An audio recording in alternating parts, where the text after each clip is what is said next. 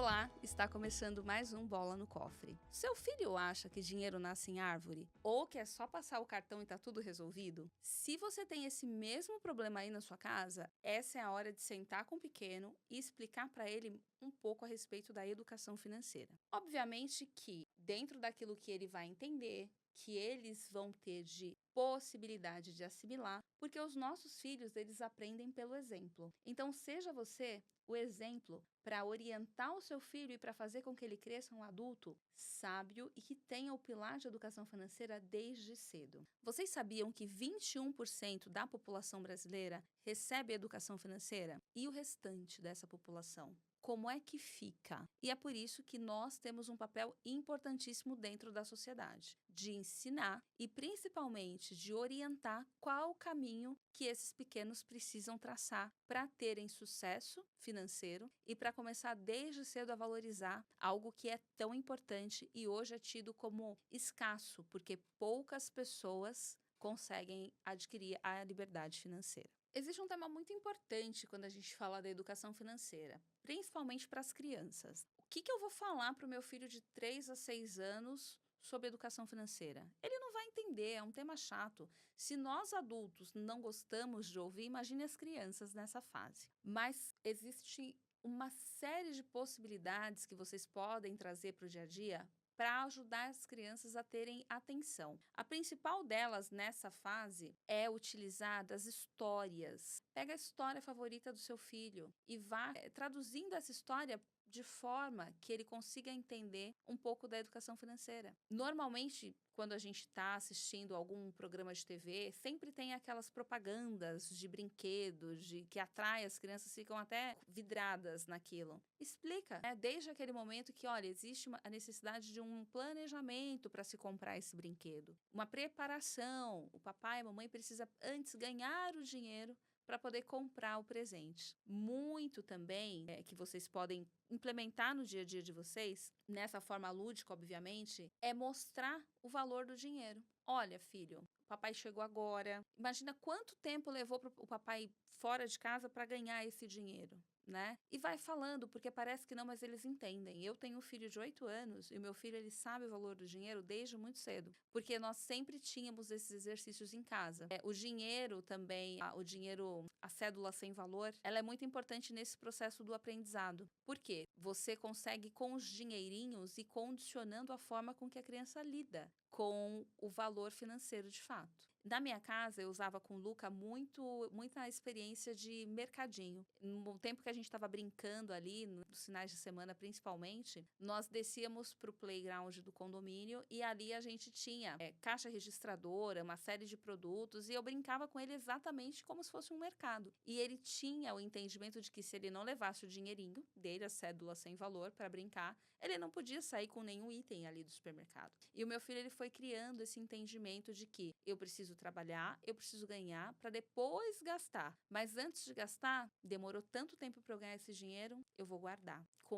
De 8 a 10 anos, eles frequentam colégio e todo colégio tem cantina. Fraciona quanto que essa criança pode gastar ao longo da semana. Oriente e veja como que ele vai agir. Eu tive uma experiência muito interessante com meu filho. Eu emprestei o meu cartão de débito para ele. E aí ele falou assim, mamãe, quanto eu posso gastar? Você pode gastar R$10. Ele gastou R$12. Eu já tinha visto, obviamente, porque eu recebi a notificação. Quando eu cheguei no colégio para buscar, a primeira coisa que ele falou foi, mamãe, você me desculpa? Eu gastei R$2 a mais do que o que você me disse, mas você pode descontar da minha mesada. Porque o que eu precisei comprar ultrapassava o valor que você tinha permitido usar. Eu entendi, orientei, obviamente, porque não pode ficar, cair na rotina essa condição de precisei de mais e usei mais e desconta. Não, tem que ter a responsabilidade no processo. E ficou tudo bem. E outra coisa que a gente faz em casa que é muito legal é o cofre. O Luca, ele costuma ganhar dinheiro, e eu acredito que a maior parte das crianças ganhem dinheiro de presente de aniversário. E o Luca, ele tem essa prática do cofre. Ele tem conta em banco, mas ele gosta de ver o dinheiro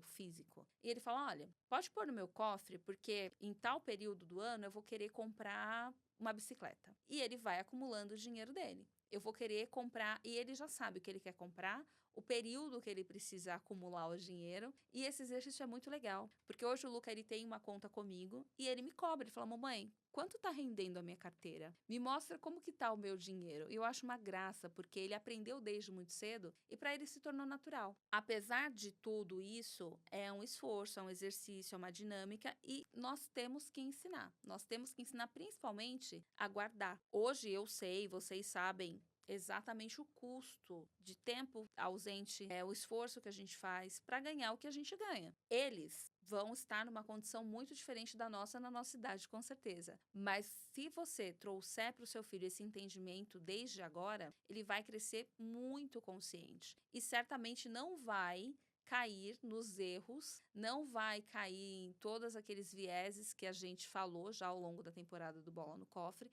e principalmente ele vai crescer com a certeza de que o dinheiro não leva desaforo e que se ele não cuidar desse dinheiro, esse dinheiro ele vai fazer falta lá na frente. Quando a gente fala dessa faixa etária também dos 7 a 10 anos, a gente pode usar os jogos de tabuleiro. Esses jogos, o Banco Imobiliário é fantástico para isso. Ele traz um entendimento muito real, apesar de ser uma brincadeira muito real dessa dinâmica do guardar, dessa dinâmica do quem fica com um bolo maior no final do jogo. É muito interessante. Então, implementem isso na rotina de vocês de forma leve. Não force, não obrigue, mas de forma leve. Porque as crianças, elas vão entender e elas vão gostar. Agora, para os maiores, ali a turminha de 11 mais, é super legal vocês já começarem a colocá-los dentro da rotina da casa. Lista de supermercado, planejamento financeiro, mini orçamentos, divida com eles, oriente, porque nessa fase a mesada já é um pouco maior também. Traga toda essa diversidade para dentro da conversa de vocês. O dinheiro ele pode ser usado sim para realização de desejos, de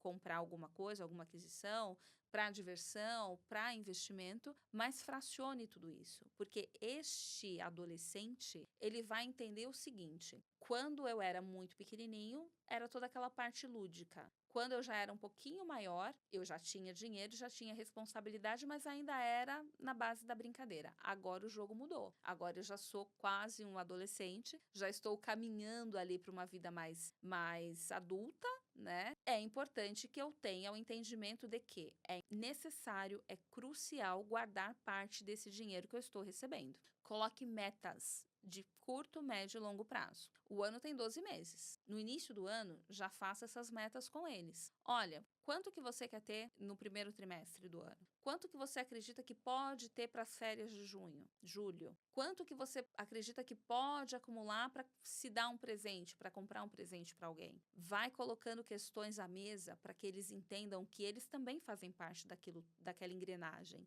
Eles também fazem parte desse planejamento financeiro. E vocês verão a diferença que vai fazer na vida deles desde cedo. As crianças, elas têm a gente como referência. Então, aplique na sua vida também essa condição da educação financeira. Leituras que fala sobre a educação financeira, leituras que trazem essa dinâmica para a vida, leituras que você possa compartilhar ali exemplos com eles é fundamental. Porque quando você estimula a criança à leitura, principalmente a leitura de um tema que é na fase adulta mais tensa e nessa primeira infância é muito confortável, é muito gostoso, porque é lúdico, acaba facilitando o entendimento. Então pode ser que você tenha o seu filho falando a respeito de investimento, de projetos, com muito mais facilidade do que você, na idade dele ou até mesmo agora, porque eles têm essa facilidade. E ensine os primeiros passos em relação ao dinheiro. Dinheiro é extremamente importante, porque sem o dinheiro a gente não consegue manter um padrão de vida, a gente não consegue conquistar a nossa independência financeira. Então, isso desde cedo, esse princípio desde cedo ensinado, ele vai fazer com que o seu filho cresça. Diferente das demais crianças, porque a gente já viu que 21% da população recebe educação financeira, e então você já está colocando seu filho, elevando o seu filho para esse patamar dos 21%. E nós queremos, obviamente, sempre proporcionar o melhor para eles. Então, comece desde cedo com essa disciplina do fazer, do aprender, porque com certeza vai fazer uma diferença absurda. Quando eu falei a respeito das brincadeiras, participem, seja participativo, tenha essa participação ativa. Coloque também esse incentivo dos desafios econômicos, que vai fazer uma diferença gigante. E olhe sempre para aquilo que a criança está aprendendo, mas não o que ela está falando, aquilo que ela está praticando. A prática é o que vai tirar o seu filho daquela condição de, nossa, que tema chato, que tema difícil, para a prática e para que ele conquiste ali as metas de curto, médio e longo prazo que foram estabelecidas no planejamento financeiro dele também. Quando a gente fala a respeito do ensinamento da educação financeira para a criança, diferente do adulto, a gente não vai ficar olhando para índices, a gente não vai ficar olhando para macroeconomia, para política monetária, política fiscal. A gente vai olhar para o que faz sentido para aquela criança, para o meio em que aquela criança está inserida e, principalmente, a participação de vocês, mais uma vez, vai ser crucial para que eles dediquem tempo, dediquem atenção e que seja um tema gostoso dentro da casa de vocês. No conteúdo de hoje, a gente falou a respeito de pilares de idade, de fases e tudo aquilo que a gente pode trazer para o dia a dia das crianças para que elas comecem a lidar com o dinheiro de uma maneira muito mais responsável e muito mais consciente. O que eu quero trazer aqui para vocês, além de tudo isso, é o planejamento, ele é importante que seja feito pelas crianças. Vocês podem até orientar, conversar, mas eles precisam fazer, porque a cabecinha deles funciona diferente da nossa. Então a gente precisa respeitar esse tema também. A educação financeira, ela não tem que ser chata. E se começar desde cedo, como eu já disse, ela vai fazer parte da vida do seu filho de uma forma muito mais legal, de uma forma muito mais leve. Pais, que tal começarmos hoje a implementar essa dinâmica da educação financeira com os nossos filhos? Conto com vocês, hein? Estamos encerrando a nossa segunda temporada do Bola no Cofre e que temporada incrível! Nós falamos a respeito de construção de patrimônio, trouxemos temas centenários aqui para a mesa através do livro O Homem Mais Rico da Babilônia, falamos a respeito de acumulação de riqueza, planejamento financeiro, renda passiva. Falamos a respeito de educação infantil também, que é um tema extremamente gostoso de falar e de praticar também. Trouxemos convidados para falar a respeito de empreendedorismo, alta performance, carreira, negócios. Foi uma temporada incrível. E eu quero agradecer a todos vocês por estarem conosco durante toda essa temporada. Dizer que nós voltaremos com uma terceira temporada com muitas coisas diferentes e pedir para que vocês assistam os nossos conteúdos, sigam as redes sociais do Bola no Cofre. Nós estamos no Instagram, Facebook, Spotify, YouTube e TikTok e compartilhe os nossos conteúdos com seus familiares. Muito obrigada e até a próxima temporada. Este episódio foi gravado no Estúdio Blick com o Lucas Cupa, editado e curado por Eric Almeida e as artes das redes sociais são de Camila Gama. Até a próxima!